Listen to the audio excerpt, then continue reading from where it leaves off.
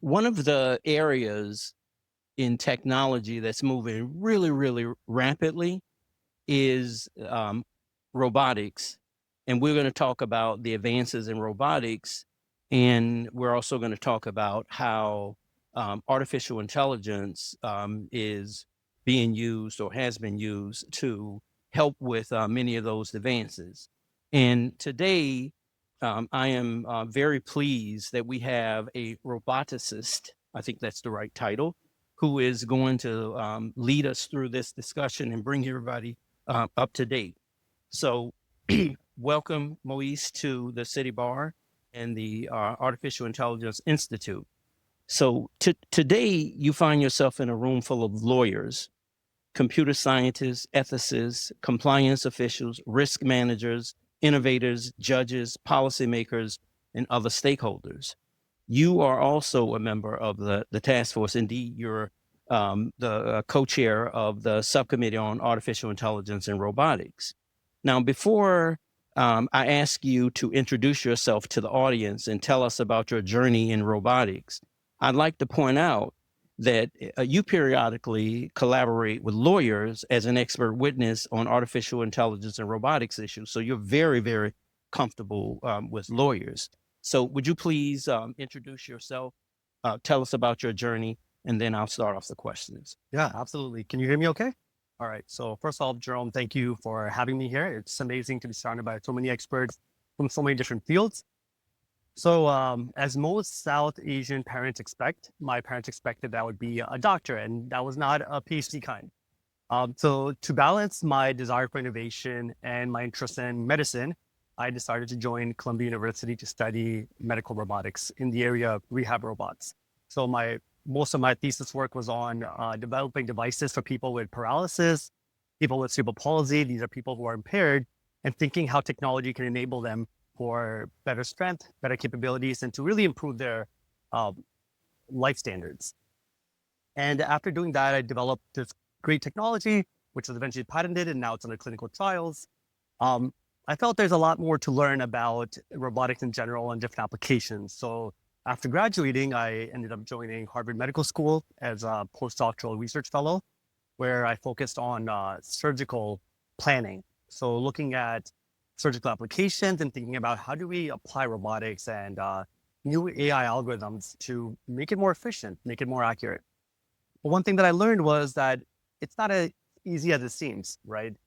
Understanding what the surgeon or the expert does day to day and then converting that to engineering speak equations is not an easy feature. And even if you can do it, there's so many nuances that you have to consider when you're deploying something like that into a real setting with real application and its needs. That was my educational work. And as Jerome, you mentioned rightfully, I also work with lawyers as an expert witness on several cases. So that's interesting. The breadth of your experience and the breadth of your knowledge in this area.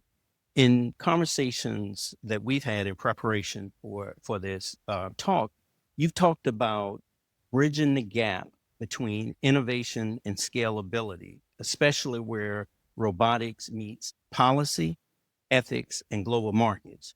Would you please provide some examples on where robotics meet policy, where robotics meets ethics, and where robotics meets global markets? Yeah, absolutely. So it's hard to talk about one without mentioning the other. So ethics and policy, they both go hand in hand. I'll start off with policy, and there are a lot of different things that we can talk about, but a few that really come to mind is one, data governance, thinking about how data is retrieved, how it's used, how it's secured, how is it de-identified for training AI models. Um, Other things that come to mind is the effect that AI and robotics has on the workforce. As you would imagine, many people fear how robotics is going to take away jobs, and that's like the not common misconception. We'll probably talk about that at some point. But it's important to realize that integration of these technologies into common workflows, it's not something that's ever been thought about in the past, and that's something that has to be taken into consideration as we think about policy. How does it affect employment? How does it affect the overall economy? Is it an additive? Is it helping workers enhance their capabilities, or is it affecting jobs as a whole? And I think it's hard again to talk about policy without mentioning regulation, um, especially when we start thinking about things such as medical robots. There's a whole lot of regulatory work that has to go behind that, right? And we commonly think about the FDA and the medical stance. Um, what are the common development criteria that will ensure safety both for the operator in cases of surgical robotics, the patient, and the personnel around them?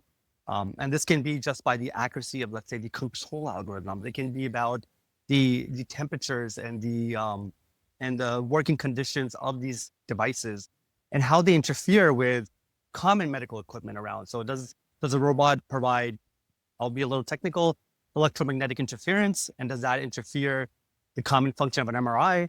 And these are all considerations that have to be thought about when we think about policy. So I want to, I guess, quickly bring up some of the ethics part before I tie that in. When we start thinking about the ethics of it, we have to think about the accountability of these devices, right? So as people are developing them, they're the engineers that are involved. There are regulatory agencies that I just mentioned. There are they're the, let's say, the hospital settings that enforce the use of these devices. And how do we make sure that, it's not just about the dollar, the bottom line? How does it affect the humans in the real world? And now if you think about it from a global perspective, right, every country is basically dealing with these differently. And to name a few, China, for example, in the Asia side has doubled down on the growth of their manufacturing capabilities.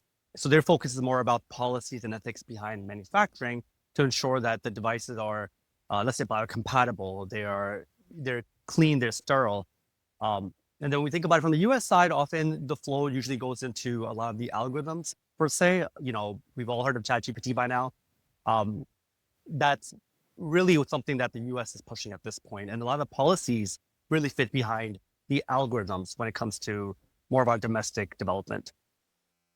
It occurred to me as a novice in this area that one of my struggles is with baseline knowledge of robotics and AI. So, um, could you distinguish between artificial intelligence and robotics? There are certainly articles that suggest that there's an integration of the two. Um, and would you also explain um, uh, whether there's been a convergence? Are they separate? How does that play out? Yeah, absolutely, Jerome. So that's a great question. When I think of the two fields, I see them as two separate fields. You got the robotics, and then you have the AI, right? Let's take the left side, or at least my left. So robotics is more so the physical system, right? So if you think about the actual tangible device, that's your robotics. That consists of the mechanical components, which can be aluminum, steel, 3D printed, right? So on. It has sensors. It has either, let's say, LiDAR. It has camera vision. That's the actual robot. Now, behind this robot are mathematical algorithms. And I'm talking from a traditional sense. These are the control algorithms. These are these mathematical equations that govern the way the robot will move and interact with its environment. Now, that's a tricky thing to do, right? Because a programmer has to make sure that they take into account what they want the robot to do exactly every single time. So when you think about fields like manufacturing, it's easy, right? It's the same thing over and over again. Now, AI is the algorithm part that brings in the intelligence, right? It's the decision making. So not only do you have this physical system, now how do you add smarts to it, almost like its own brain? So now the robot can start thinking for itself. It can make decisions. And if the environment changes, it can interact and adjust accordingly to make sure that things are done the right way. I'll give you a great example. I think the easiest one is to think about electric vehicles at this point. When they first started off about 10 years ago or so, the idea was that they would be autonomous. Of course, they would help the environment and all that, reduce emissions, but the main key was that they would be autonomous. So I think of that car as a robot. It's controlled by a motor, not an engine. It has electronics. It's a physical system. So that's the robot. And that autonomous navigation that it does, that's the AI behind it. That's a great example of it merging. So, how would you describe the current state of robotics? Are we where you thought we'd be, say, 10 years ago? Yeah. So, if you were born in the 80s or before, you're familiar with the show, the Jetsons. And, we envisioned basically flying cars. We envisioned, I think it was Rosie, the maid who helped with your menial tasks, right? And that was depicted in the 2060s. It was still about 40 years out, right? So we're moving in that direction. We're seeing bots come up from a lot of leading manufacturers. We're seeing core. They're not flying yet, but I don't think we're that far from it, right? Um, but on the other sense, I still feel we're a bit behind. And the reason for that is about 10 years ago, we felt that autonomous driving would be a very easy task, right? A lot of companies came up, they started building out these algorithms. They felt that, driving is pretty straightforward. There's stop signs, red lights. We can adjust to that environment. But what we found is that it's a lot more complex than that. And I'll give you an example. Recently, I was watching a video where they did a test with an electric vehicle or an autonomous vehicle, and it was given a green light, and then there was a bus with a stop sign pulled out. So now that car has to make the decision of what to prioritize. Do you prioritize the green light or do you prioritize the stop sign, right? And it ended up choosing the green light, which is not a good thing, right? There's children that are crossing after stopping at the bus stop. Um, these are situations that haven't been thought about or haven't been accounted for, and there's a million other situations that we as humans haven't accounted for yet. Um, and this proved to be a complex task. And another reason is that researchers or developers are still torn between what is the right vision system for a car. Is it a camera? And the reason people like cameras is it's closest to a human being, right? Our eyes are like cameras. And they're stereoscopic, there's two images, it forms a 3D structure with depth perception. Um, but that has proven to be an issue. And then other researchers are still debating, well, do we use LiDAR, radar, which is light and sound and radio waves to detect position? So given that we're 10, 15 years out and we're still debating the fundamentals, I think we're moving in the good direction, but we're still a little bit behind. But things are changing rapidly. Yeah. So again, going back to kind of foundational knowledge in preparation for this, I remember were explaining to me what you meant by quote real world deployment and moving from isolated use cases to scalable platforms that learn and adapt. Could you flesh that out more and perhaps provide some examples of what you mean by that? Yeah. So I think that's a really good thing for us to tackle. And I think a lot of the work that happens in the real world is first done through simulations, right? So simulations, for maybe somebody who's not familiar, are basically building a model, a digital twin of your real device, whether you're talking about UAVs or electric vehicles. You build the model in a computer generated system. And now you try to put it through different constraints. You set priorities, you set environmental conditions. So if it's a car, you're thinking about the frictional forces, you're thinking about atmospheric conditions. But there's only so much we can account for as humans, right? Now, when you put this device into the real world, based on how the world interacts, how these things come together, systems end up behaving a little bit differently than what we anticipated. And often what we find is that they're pretty close, but in cases that are safety critical, they don't often overlap completely, right? And I'll give you an example of that. So my background is surgical robots, so I like to always go back to that example, and I think it's something that we can easily understand and kind of relate to. Um, a surgeon may be able to take a CT scan of a patient that has, let's say, cancer or a tumor, and come up with a route to get to the tumor. They're very happy. They're happy that the tools that they have can achieve that. Now they get into the real world and they put the patient on the bed. All your tissues are squished because you're sitting on a operating bed, and they've shifted. Now your path has changed. If you were to take the robot and follow the same path, you might pierce the lungs, pierce the heart, and cause damage to the body. How do you account for those changes? And that's where a lot of the AI comes into place, right? We really need to still figure out how do we adapt to the real world changes in real time. Yeah. This has been extraordinary. So I'm going to open it up to the audience. If one of you has a question, please raise your hand. But I have a lot more questions, so I'm going to continue. And if one of you has a question, just please raise your hand. So for me, I'm still back to the basics in understanding, and I'm particularly struggling with some of the narratives that uh, are circulating about AI integration and robotics. So one of the things that I wanted you to clear up is there's a lot of narratives, some of which are misconceptions.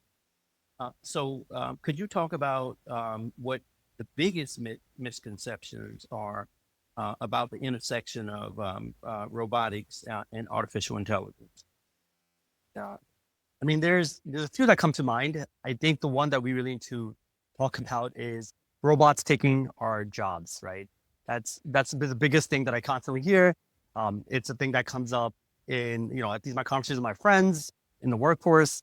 I think one thing that we want to keep in mind is that robotics and AI are put together to help enhance the tasks or the capabilities for the user, right? And in the future, I do think that it will take away a lot of the menial tasks, right? I mean, I don't want to focus on my laundry. I don't want to cook, always at least. Um, it will help you with things like that. It will enhance that. Now, does that mean that it may change the way that the normal workforce works, right? Where I have to become more of an expert at my tasks to provide value for the company? Yeah, I think that will happen. And that's been a natural shift if we look back at the last 100 years, right? With every industrial revolution, that shift did happen. And now coming to what we call Industry 5.0, the idea is that there's going to be human and robot integration, right? And how are we going to work with that? How are we going to interface that? But I think the biggest misconception really is that I still can't get ChatGPT to answer all my calculus problems correctly, even though it's working pretty good. So I think we're pretty far from it taking all jobs. But yes, we're seeing enhancement, and we have to adjust accordingly. We have a question in the back from the audience. Answer your question. Yeah, I think that's a really good question. So we've commonly heard cash is king. There's a new saying that data is queen, and data is the new currency. It's the most difficult thing to get, and if you're able to collect the right data sources in the right way, in the right context, without sacrificing privacy, that is one of the biggest challenges, right? So I would definitely agree that that is the most cost-effective or cost-consuming part to any of the processes. I think a lot of the regular or the users of AI technology are leveraging things that are coming from, let's say, OpenAI, right? These big, global giants that have a lot of data and they are training their models with that, right? So that cost does go away for the local company that's utilizing ChatGPT. So, for example, if an automotive manufacturer wants to take OpenAI's background, they don't really need to worry about the cost behind that data training set, unless they're looking for very specific applications, right? So then I would definitely agree in that case, we should look at, what is the cost consumption requirements for the data. I think talking about the second and third tier cost consumption really changes industry to industry.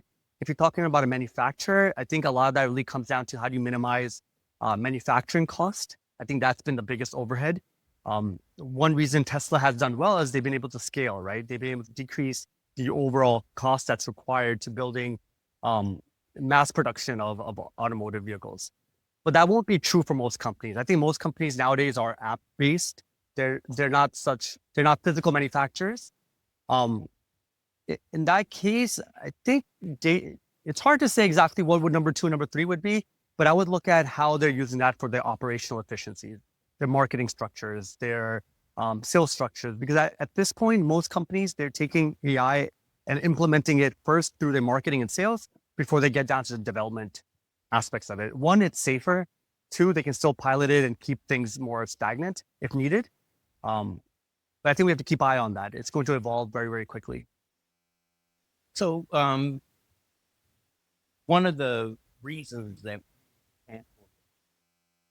like the program um, is that lawyers are actually now required by our um, somewhat proficient in technology. Indeed, there's even a CLE requirement areas, and that's understandable Right. because we don't want to be left behind when these technologies develop. So I'm going to go back to these concepts that I think lawyers have to understand in order to be able to do a good job representing your clients. So um, during our preparation, you also emphasize the importance of, quote, context awareness, embodiment, and reliability in the integration of artificial intelligence into robotics. Would you please explain what you meant by those concepts and perhaps provide some examples? Yeah, sure. So again, we hear a lot about AI, right? But what is AI? It really is a black box, right? There's some input that comes in, a lot of stuff happens in the black box, and you get an output. So as the end user, we're interested in the inputs and the outputs. But it's really important to know what's happening in the black box, right? And at a high level, people are using these words: deep learning, machine learning, neural nets, right? All that is you take all this data, you create layers, and then you create common connections, right? But they're happening at the rates of millions and billions, right?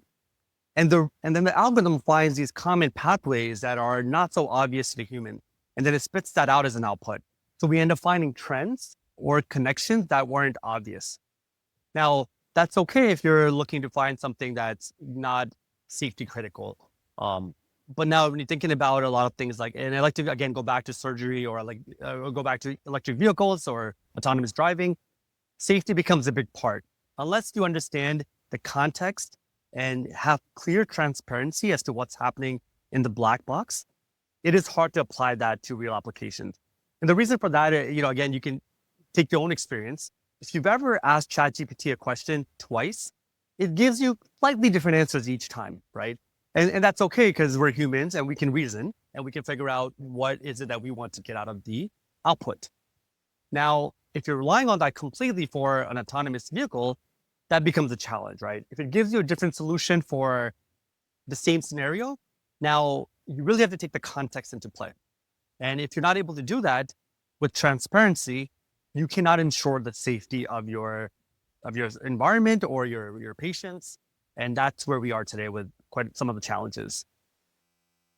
Okay. So my next question is that um, in a prior conversation, including a conversation we had right before the starting of the program, I had kind of spoken with you about agentic systems, and one of the task was Clark April. And security, he thought about agentic. Well, so let's go there. Um, with respect to agentic systems, and you talked about context of, quote, robots that can see act in complex dynamic environment. Would you flesh that out and perhaps provide some examples in the real world context? And I'm because the task force has taken on the challenge of trying to help people with community to deal with that AI, and we have a panel that's going to delve into some of these issues. And you and I talked about ear implants and the like. So could you just explain so that the people in this room at least can understand? You even said that the future lies in agentic systems. What do you mean by that? Yeah, sure, Jerome. So I will first kind of define what agentic systems are.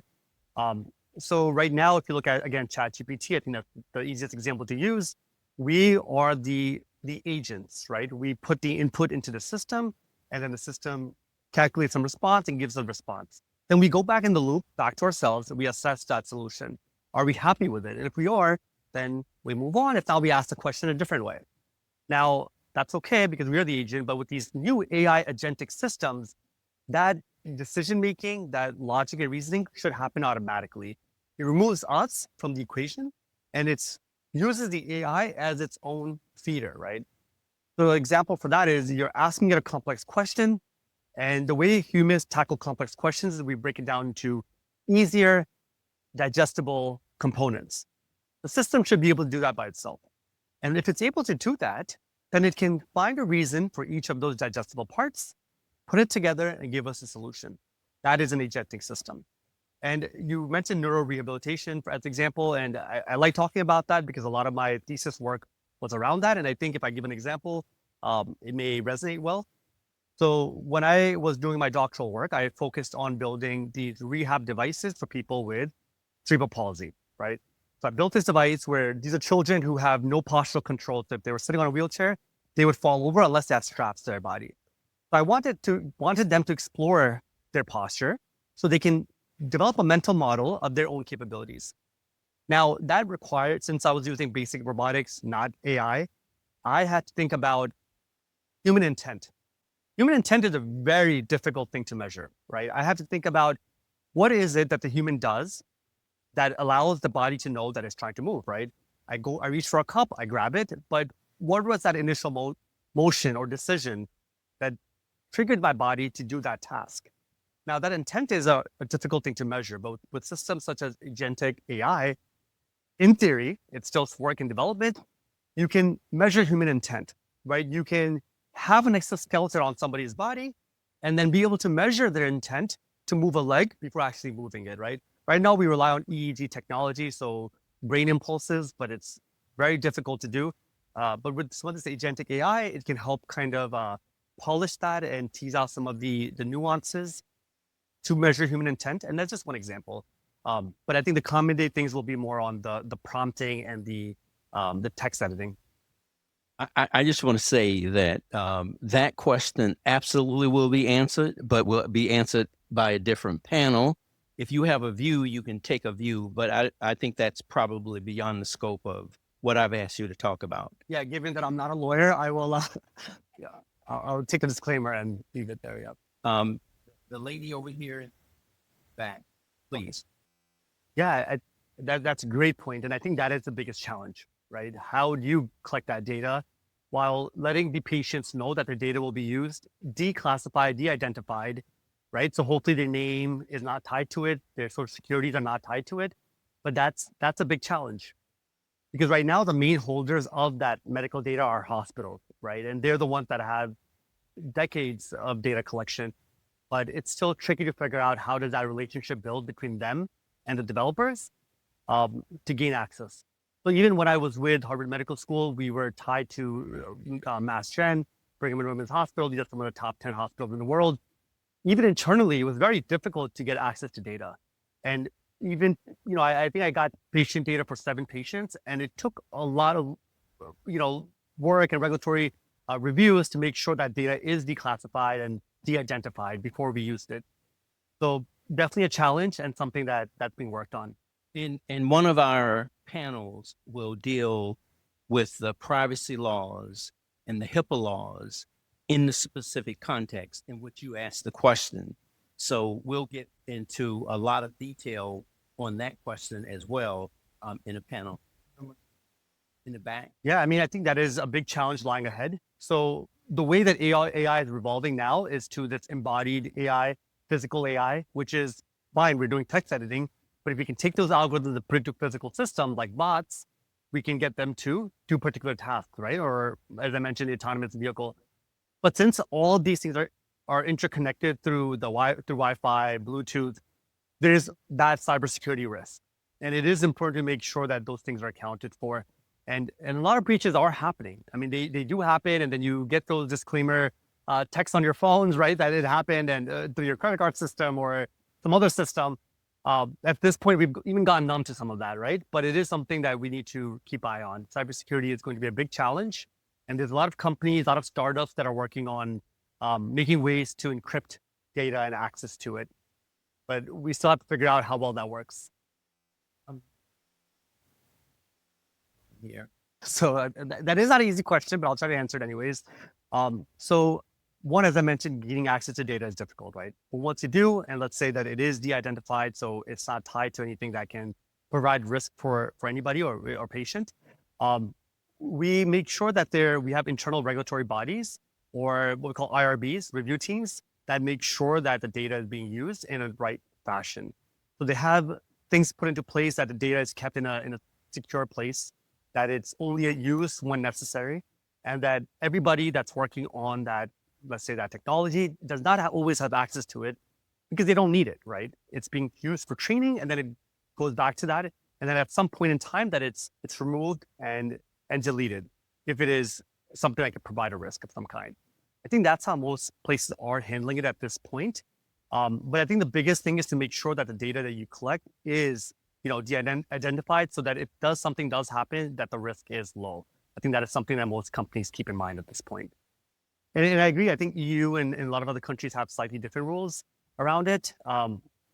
Yeah. So I don't. Is that right? Okay.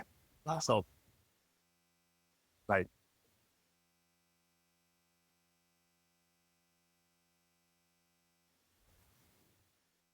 Yeah. Or he'll consult attorneys who will help he and the company figure it out. Your question. If I got your question correctly, you're asking how easy is it to change AI platforms? So I think it's relatively easy, but you do need a development team that's able to take the basic foundation that's developed by these AI platforms and then convert it to fit the needs of that company or that hospital, right? So if you think about something you may buy from, let's say, OpenAI as an AI platform, it's fundamental in nature. It's the groundwork, but that applications are not there. And that has to be built upon internally based on what you're trying to do with it. If you built that for one model, you should be able to convert it to other models, but that is engineering work and does require time and effort, but it's very doable. I'd like to bring you back to policy Okay. for a moment. So earlier in the discussion, you discussed where robotics meets policy. From your perspective, what role should policymakers play in the advancement of robotics and artificial?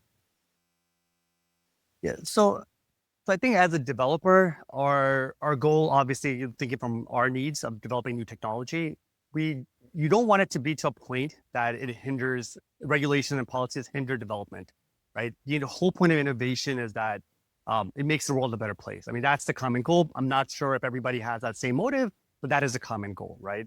So as policymakers, I think our goal is not just to put constraints in many cases, but it's think about how do we effectively and efficiently monitor the use of data sets and what type of application AI is being applied to. Um, I think we need to also monitor how AI technology is being used. I don't think it should be a free for all.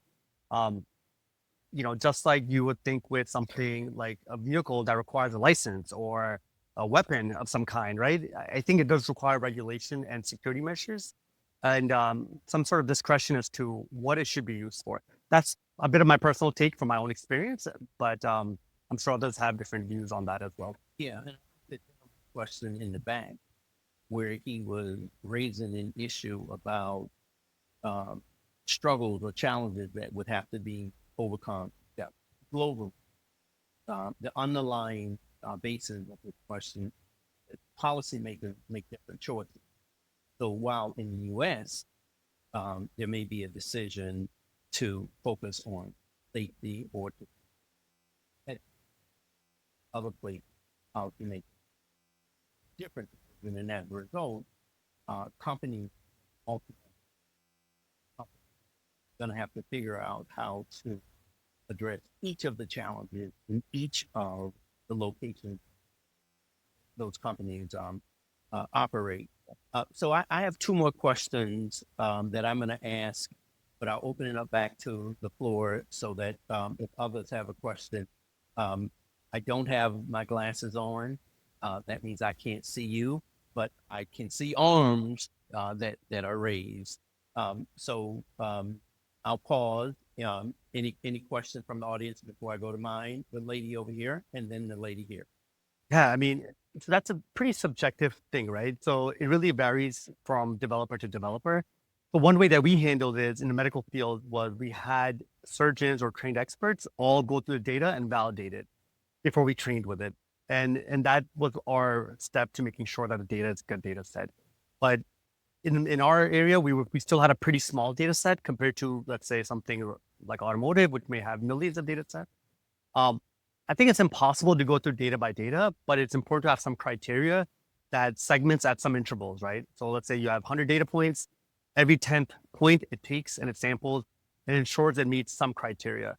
Are you going to have some outliers that will kind of bypass the system? Yes, but in the long run, I think as long as the majority of the data set is good, you will likely produce good results. But you're completely right. I mean, the outputs are just as good as your data. So if there's issues with the data, it's going to give you bad outputs. And that's something that needs to be addressed. So I won't be able to answer that, to be honest. But one thing that we do is if we are doing research of any kind, then we have an additional form that they look at. So there's company-wide forms. We'll give them another form, make sure that they know what we're doing, and they will sign that off at least. One of the things that's coming out of this discussion, we lawyers need to address some of these issues, particularly in the privacy and cybersecurity space. So I'm hoping that some of you in the audience will think about a CLE program that we have at the City Bar that covers or follow up on some of these questions and in the back. Yeah. So there's two ways that data is used, right? The first one is where all this data is coming in, models just making common layers or connection between the data set. So there's it's making a model of what it sees, but that's not something we get to physically look at. It's called the black box, right? So in that case, no, I think nobody's overlooking that. They're just making sure that for 9 of the 10 cases, it gives you what you want, right? There will be some error. But then there's a thing called physics informed neural nets, which is basically the idea that you take the physics of the system, you apply your own knowledge along with the data sets, but you can use that to even create more data sets, right? So not only do you have the data sets that you have, but you use AI to create more artificial data sets, right? So now synthetic data, exactly, right? So that's becoming a big thing since data is difficult to get. So there's now this intersection between real data, synthetic data, and using your own physics-informed understanding to add more complexity to your algorithms. That way you can get more out of your model. Okay, so one of my next question is global trend. So what global trends are you watching about it in the United States, policymakers and other stakeholders? Yeah, so, Joe, I think we have to also talk about the hardware behind AI, right? Which is the GPUs, right? That let's say the NVIDIAs and the AMDs are making. There's HPCs, high performance computing centers. So robotics and AI is an old field, right? It dates back to the BCs. It's recently what we call modern robotics, the last 50 years or so, or maybe even 100. It has grown exponentially. And why? It's because of compute power. Now we have access to taking our algorithms, running it on a system that can compute very, very quickly. And we weren't able to do that before. So we have to keep an eye on compute power because that enables AI and robotics to grow exponentially. If you look at the curve, the growth curve is literally like a straight line up, right? Over the last like decade. Um, so GPUs and compute power is something to look at. The second is, of course, your LLMs, large language models, your chat GPTs, Claude, this OpenAI, there's Copilot, there's all these different models that are coming out by some of the top manufacturers, the software companies. It's important to keep an eye on that because that's not only going to revolutionize the way we interact with the world through, let's say, the internet, but it's also going to change physical systems as it gets deployed onto it. And that's something that we're all watching and seeing how things go. Okay, so one of my questions is that I want you to kind of look into your crystal ball into the next 5 to 10. Tell me what you see. Uh, I also though want to know what really excites you about the future of AI and robotics. And the flip side of that, what people wake at night think about. Yeah, Jerome, I think that's again a really good question. I think if we think about why this technology was initially created, right, and the idea was to enhance human life, and I think we can't lose sight of that. It's not just about the bottom line race being the first to the end. It's about the betterment of civilization. And we have to keep that in mind. So the idea of AI is not to make it difficult for people to get jobs. It's to make their jobs easier so they can reduce the time on menial tasks and start focusing on things that actually matter, right? The actual thing is finding cure for cancer, fixing global warming. That is where we want to go. And I think that prospect excites me to making sure that things can actually move in a better direction and lead to a better world. I mean, that's kind of why we get into the scientific fields in the first place. But it's also, I think the challenge that comes up or difficulty that comes to my mind is making sure that the technology has enough regulation behind it to make sure that it's used for the right reasons, right? It's used to enhance life and not the other way around. Um, and I think that is something that we have to all keep in mind and be a part of. One last question from the audience before we transition into our panel. The lady in the back. I think it's a very deep question, probably requires a lot of thinking before I can really answer it the right way. But I think a lot of what happens in industry often does happen because there is a commercial need, right? Either there is a need or there's a future prospect for a need. So if we think about things such as ChatGPT, these things were being developed for the last decade or so, or even 2 decades. But at that point in time, nobody knew the application. It was that we're building something, it's going to do something, and we'll find a reason for it, right? And eventually a market came about, and then people started using this technology. But we're coming towards that point where I feel that we're driven by the financials and almost the race to the moon type thing, who can get there first. I think that is something we need, well, the policy makers and the decision makers to start thinking about how they can constrain some of that and put some sort of top line over it so things are monitored and that there's a reason to why we're doing what we're doing instead of just doing things arbitrarily. I know that was a very generic answer, but we could talk about it more. I want to thank you for this excellent discussion and for all of you participated in asking some questions that I think your questions have shown that we as lawyers really get into providing some answers to some of these questions.